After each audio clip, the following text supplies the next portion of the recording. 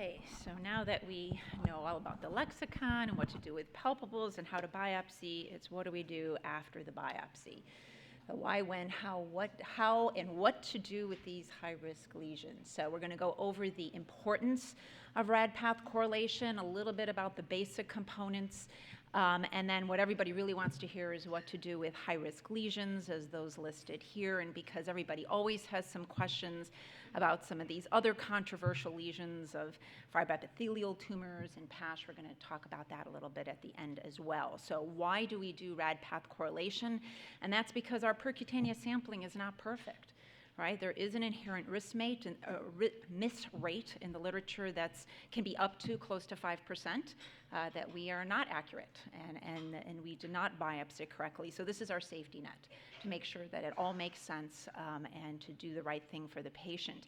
And this is the process that makes us better diagnosticians, all the way from the diagnostic to the screening man. Only seeing what things turn out to be can fine-tune our skills all the time to just make us do a better job. But putting all altruism aside, it's the law. We need to do this, okay? This is part of the MQSA outcomes. This is a federal regulation that you have to correlate your pathology and results with the final assessment category.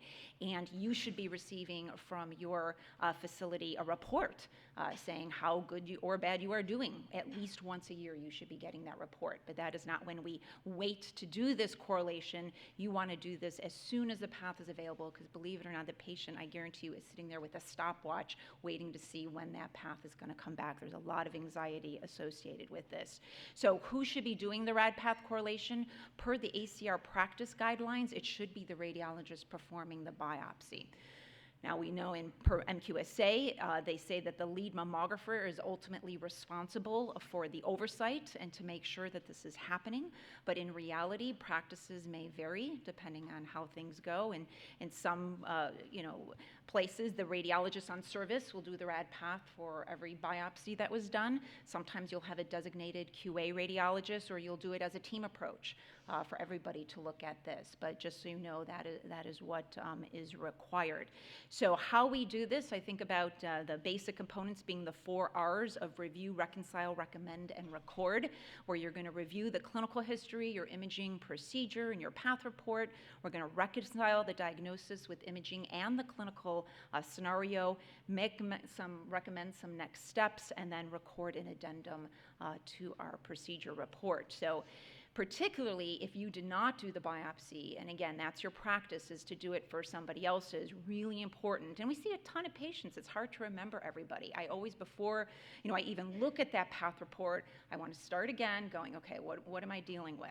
So reviewing my clinical, I want to know what my level of concern of. It's so important to know, am I dealing with a young patient, an old patient? Was she a BRCA mutation carrier? Was she lactating? What was going on with that patient? Because I want to know, even before I, again, see the path, what was my level of concern, which is the same reason I go back and look at my diagnostic imaging that was recommended for the biopsy. And I ask myself, what was the probability of malignancy on these lesions? The one on the left, that's probably a fibroadenoma, but there's this little angular margin. So I'm thinking in the 3 to 5% possibility it did require a biopsy, whereas the lesion on this side, boy, I'd be surprised if this wasn't malignant, right? Which is why it's also important to always go look, whatever you thought, what did the person who read the diagnostic call it? Because if they called it a 5, that assessment usually prompts resampling if the results are benign. I mean, that's why we're giving it a 5. And I say usually because there are some known mimics that can look really, really ugly, but you should be getting one of those known mimics if you are going to say that that's okay when you get a BI-RADS 5. Next, you're going to review the procedure. Was the target adequately sampled? Great to see that needle right in the lesion to know, again, this is if you were not doing it and you're doing somebody else's rad path, that the target is gone. It's just gone away completely. The clip's in the right place. You see some biopsy site changes on those post-procedural mammograms with error, hematoma, seeing those calcifications in your specimen radiograph. Really, really important. But it's not just about seeing any calcifications. Here's an example where we had innumerable amorphous calcifications. We see the clip is kind of to the side, and in all of these 12 specimens, there was one measly little calcification.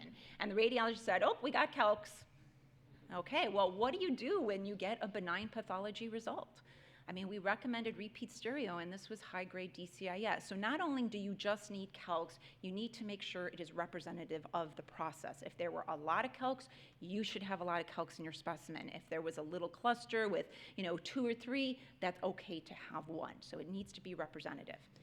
Sometimes we have these little masses, as we're seeing here, right behind the nipple. There was a corresponding mass on ultrasound. We did a vacuum-assisted core biopsy and immediately got this hematoma. So no surprise, our post-procedural mammogram looks like this. We see the clip there, but you get benign back. It's really hard to say, was that accurate?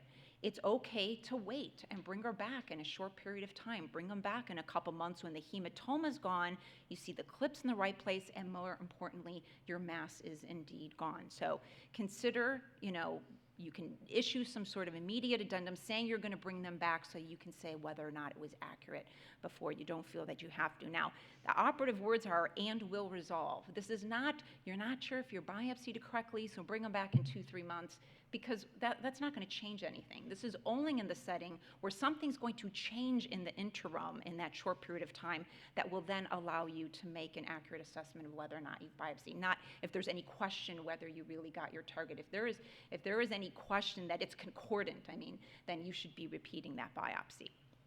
Here's another example. We've got some coarse heterogeneous calcifications. We've got intraductal calcifications on the ultrasound, and somebody decided to do an FNA and gets proliferative fibrocystic change. Is that concordant? It's really hard to say. We're not going to get a lot of calcifications if you do an FNA. So probably, again, when you're doing the procedure, choose the technique that you're going to be able to rely on benign results, right? Are you going to trust those benign results? And that is how you should determine whether or not you're going to do an FNA or a core biopsy. When we repeated this as a stereo biopsy and got calcifications, it was ADH bordering on DCIS, and she had to go on to surgery. Now, speaking about core biopsies, does the size of the needle matter? Does the number of cores matter? The literature that is out there that validates percutaneous sampling as sufficient that can replace surgical excisional biopsies were from a time period where we were using pretty much stereotactic 11-gauge needles, and all of those papers were using on average 12 cores. And for ultrasound, we had 14-gauge spring-loaded, and they were recommending an average of 5 cores.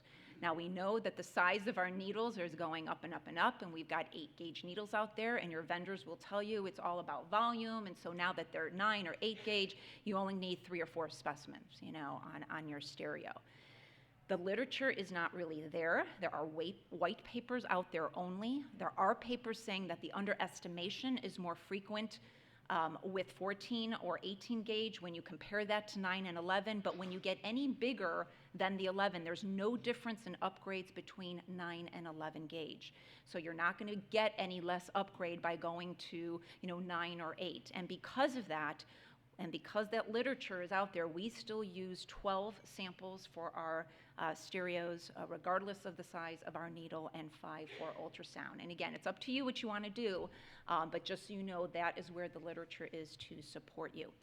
Next, you're going to review your pathology. Make sure you are dealing with the right patient. I know that sounds crazy, but you never know. Sometimes we look and go, oh, wait a minute, we called it at this location, this breast, and somebody messed up the specimen. So do a quick review. Make sure you're looking at the correct pathology.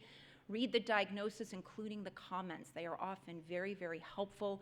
If you think, it collapsed, it was a cyst, not just getting benign breast, but seeing that there were apocrine changes, myoepithelial cells, which are always a good thing, is very, very helpful. And then if you were targeting calcifications, that you got those calcifications. If you're wondering if you got calcs because they did not mention them, you saw them in your radiograph, they are not in the report, this is when it is prudent to pick up the phone and call your pathologist. Ask, have them look again. You've got to have those calcs in the report. If they still don't see them, this is when we ask them to send us the blocks and we radiograph them, and I suggest that you radiograph them in 2 planes, in orthogonal planes. Annotate them where they are. Really important when they're very, very superficial. And the reason is, as they prepare these specimens, they perform these microtome shavings. So this little razor comes and slices those off, and that one calc that you really, really needed is gone. So really important, you image it again in 2 planes and you annotate where it is. If that still didn't work, they're still not seeing the calcifications, something you might want to consider is polarized light evaluation. Now, why? There's actually two forms of calcifications that are in the breast. The more common are the calcium phosphate, which we see with H&E staining as blue, but there are also calcium oxalate. And these are colorless on H&E. They will not see them on an H&E stain. They are birefringent, so they will see them only with polarized light. So it doesn't happen often, but it's something that you might want to consider to ask your pathologist to do. Now, if you are still having a recurrent problem with, and it felt like at one of our facilities that almost on a weekly basis, they were sending us the specimen blocks, and we were to the point where we were sending up posters and next thing go to milk cartons going, where are our calcifications?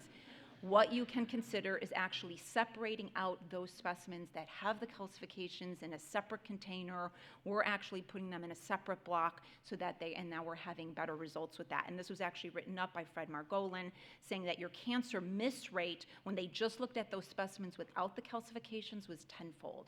So really important that they are evaluating those specimens that actually have the calcifications within them.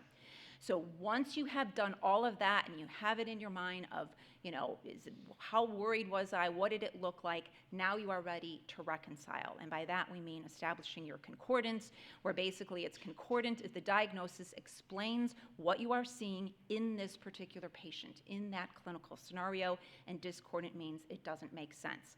Now be careful, do not let the management and the next step dictate whether or not it is concordant or not. And what I mean by that is too often I see the residents do this scenario where we've got a woman, suspicious amorphous clustered calcifications, or grouped I should say, clustered isn't there, it's grouped. We got them adequately, they're all there, and they get ADH. And they say, oh, ADH, that's discordant because she needs to go on for surgery. No, that's not true. This is concordant. It just needs something else. Oops, I went a little too fast there.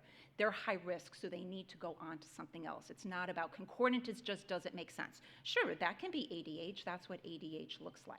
All right, that's a different thing. That's management, not whether or not it's concordant. A 72-year-old woman with a developing asymmetry that has a spiculated mass, both on mammography and ultrasound, and you get proliferative fibrocystic change in a 72-year-old woman, that is discordant. That doesn't really make sense and may prompt you to go on to more imaging. Now again, it's not that just that she was 72 or that you can't have diagnoses that look bad. It's just proliferative fibrocystic change is not one of them. And I encourage you to read this recent paper that was very nice in Applied Radiology. It just came out this last fall that talked about those specific diagnoses that are known benign mimics of cancer. So these are ones that you might actually give a BI-RADS5 because they looked really, really ugly, but you're getting one of these back, these spindle cell lesions, diabetic, mastopathy, granulomatous mastitis. They can look really, really ugly. So if you get these and you called it a 5, that actually might fit. But I encourage you to read that paper. It was really great. Now we're going to recommend the next steps. And being kind of a lumper, I like to put things in buckets, right? So our major buckets, is it in the benign bucket, the malignant bucket, or the high-risk bucket, right, for our path. But more than that, you've got to divide those buckets into concordant and discordant, because those ones that were discordant, I view them, they're going back on the conveyor belt and going back for repeat sampling, right? It's only when they're concordant that you can diagnose your next step. So for benign concordant, usually requires some sort of imaging or clinical follow-up. In terms of the recommendations for what you do next for benign concordant, there are no rules or guidelines. For all the rules and guidelines that exist in BI-RADS, there are no rules or guidelines for what you do as your next step for benign concordant. In general, I think once it comes out, we all agree that that is definitive, and so they can go ahead and resume screening, because we're not talking about percutaneous. For percutaneous sampling, you have options.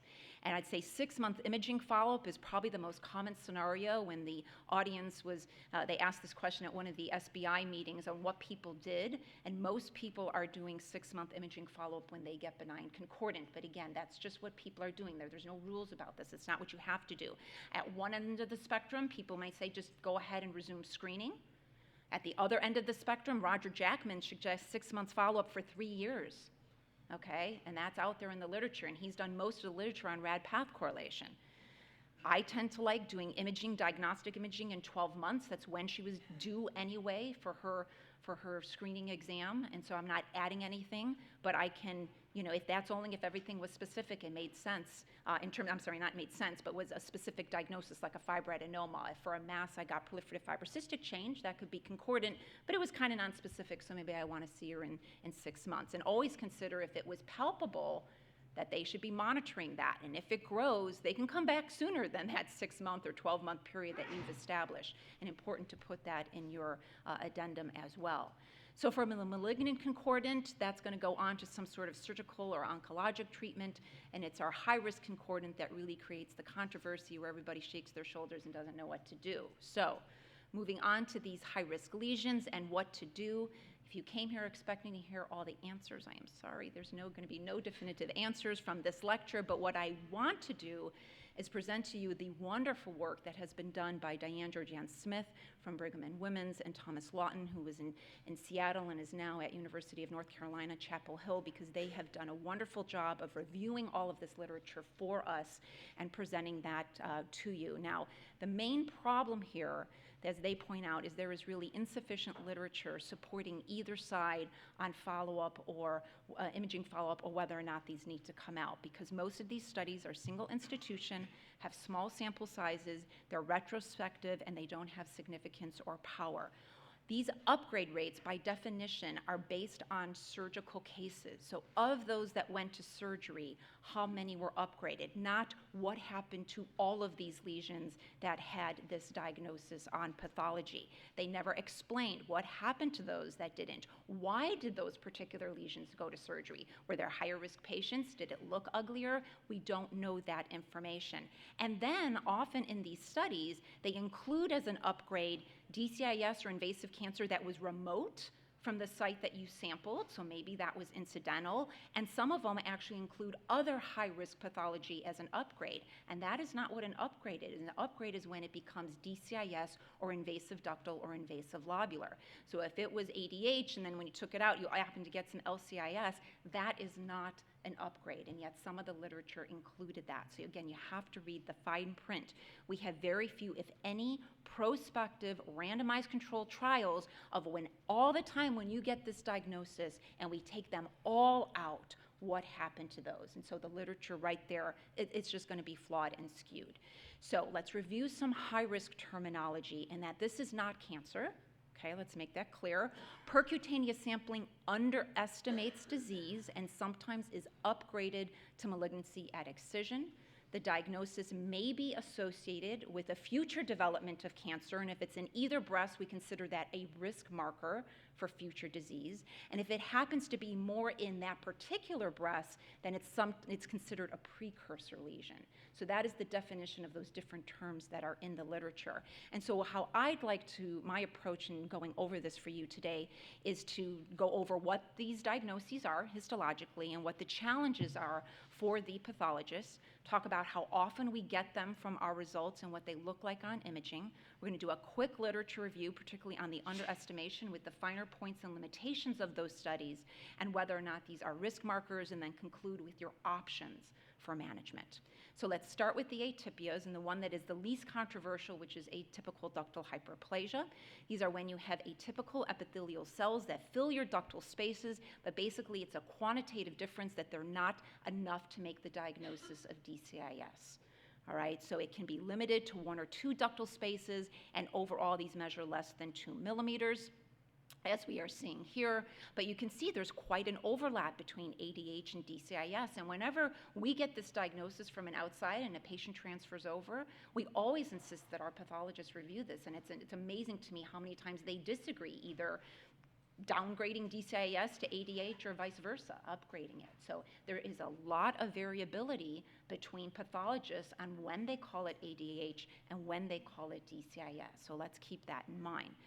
How often do we expect to see this after a core? It's between 2 and 11%, so it's not uncommon. Most of the time, they're when we had calcifications, which is the most common imaging appearance of ADH. They're typically linear, branching, or amorphous calcifications. You can have a mass asymmetry or architectural distortion be ADH as well, so that has been reported. Underestimation is variable, but most of the time it's been fairly high, and it's somewhat dependent, again, on the size of your needle. So with the 14-gauge spring-loaded, it's been 44%. With our vacuum-assisted, about 24, 11-gauge 19. On average, 20 to 30% upgrade rate is what has been reported in the literature. Now, there's been some debated variables amongst the pathologists and the number of actual foci, whether or not it's been completely removed, and then taking both of those into consideration. But again, we're in the, somewhere between 10 and 30% upgrade rate there. Is it a risk marker? Yes. That, again, is not controversial. In this one study that looked at 121,000 women over 10 years, their relative risk for the future development of invasive cancer was 3.7, higher if they were diagnosed when they were premenopausal. So for management, surgical excisional biopsy always. Again, this is not one of those controversies on what we do with this. High-risk screening for all of these women, beginning at when they get this diagnosis. All right, if you saw they came in for a palpable, she was 37, on a mammogram, incidental cluster of Calcs, but you get this diagnosis, she needs to start screening annually. She's not going to be one of those that just starts at 40 or 50 or whatever your group has decided to do. The ACR appropriateness criteria, even for MRI, is a 7. It's not a 9 or an 8, but it's 7, saying that it may be appropriate. All of these women need some sort of chemoprevention, either with tamoxifen if they're premenopausal, raloxifene if they're postmenopausal, where you'll get a 70% risk reduction for the next 10 to 20 years. Of course, you have to counter that with side effects, particularly if they are premenopausal with osteoporosis and stuff like that. Moving on to flat epithelial atypia, FEA. This term itself was just introduced in 2003. Prior to that, it was called CAPS, the columnar atypical with prominent snouts and secretions. It was a very strange term there. These are when you have dilated ducts with these secretions. They differ from columnar cell change by mild atypia and by ADH and DCAS by the presence of architectural atypia. Again, there's a lot of intra-observer variability even amongst pathologists in making this diagnosis. We don't see it that often, about 2 to 4% of the time, more on stereo biopsies than on ultrasound, and that's because on imaging most of the time these are going to be with grouped amorphous calcifications, about 61% of the time. Either a mass with calcification or mass with distortion is very, very rare to be getting this diagnosis with that, so keep that in mind. Underestimation is variable. Between 2007 and 2014, there have been 22 studies, and note how many, again, the sample size in these studies is quite variable, from 7 cases up to 190 cases. And so we're getting upgrade rates between 0 and 21%. I'm just going to list for you these 5 studies because these had around 100 cases or more. I'm not going to talk about those cases that had fewer than that. And in order of upgrade from a 3% to a 10% is what's being reported here. So if we added those up to about 600 cases, it would be about 8%. Looking at this paper in particular that had the 9% upgrade, in their comments, and when you look closely at that paper, it said they looked for malignancy close to the scar or at a distance, with no mention of how far away that cancer could be. So again, was that incidental? And 18% of those cases didn't even mention if they had biopsy scar from your prior biopsy on that surgical excision. So again, that's a limitation. The 3 studies that had 0 upgrade all used 11-gauge vacuum with a lot of cores, 6 to 24 cores. So they did a lot of sampling that they were either entirely or completely removed. Risk marker, possibly.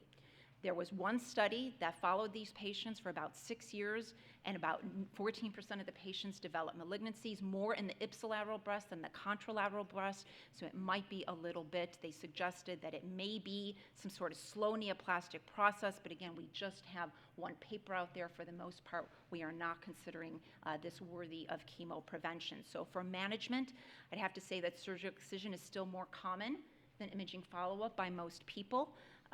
Variables that would support imaging follow-up would be if it was well sampled, you've either completely or nearly completely removed your target, and you felt that it was concordant.